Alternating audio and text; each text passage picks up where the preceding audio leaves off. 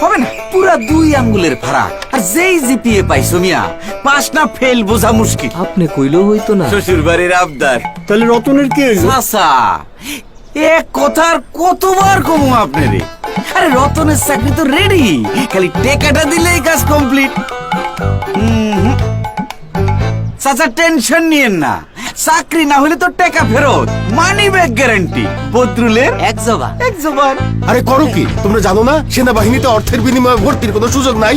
এইভাবে অর্থের বিনিময়ে কোনোদিন চাকরি হবে না, হওয়ার পরে জানা গেলেও চাকরি চলে যাবে। কিন্তু বদরুল যে কয় মানি ব্যাক গ্যারান্টি। আব্বা, আপনারা আগেও বলছি, ধরেন এলাকা থেকে 4 জনকে সেনাবাহিনীতে পরীক্ষার জন্য ডাকা হইলো, এর মধ্যে কারো না কারো চাকরি তো হবেই। যার হবে না তার টাকা ফেরত, হয়ে গেল মানি ব্যাক গ্যারান্টি। বদরুল, সেনাবাহিনীতে অর্থের বিনিময়ে যোগদানের কোনো সুযোগ নেই।